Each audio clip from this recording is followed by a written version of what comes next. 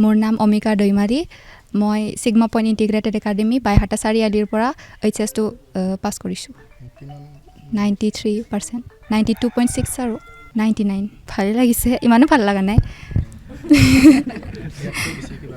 ইয়াৰকৈ বেছি এক্সপেক্ট কৰিছিলোঁ মানে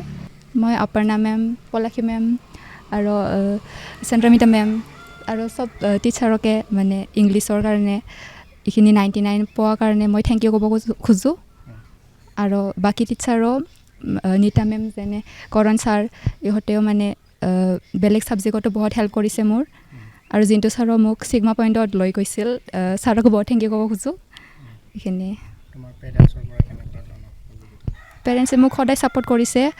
আৰু মই যি কৰিব খোজোঁ সেইটোৱে কৰিব দিয়ে আৰু মানে MBBS কৰিব খুজিছোঁ নিট দিম মানে এইবাৰেই ইংলিছৰটো মানে কুৱেশ্যন বেংকটো ছল্ভ কৰিব লাগে আৰু চব কুৱেশ্যনকে এডিশ্যনেলে হওক মানে প্ৰিভিয়াছ ইয়াৰে হওক আৰু বাকী ছাবজেক্টতো বায়'তে হওক মানে চবতে কুৱেশ্যন বেংকখন ফ'ল' কৰিব লাগে আৰু মেথছৰ বুকখন ফ'ল' কৰিব লাগে আৰু মানে এনে ক্লাছ টাইমততো মই বেছি ষ্টাডি কৰা নাছিলোঁ 6 to 7 hours এনেকৈ কৰিছিলোঁ আৰু যেতিয়া ক্লাছ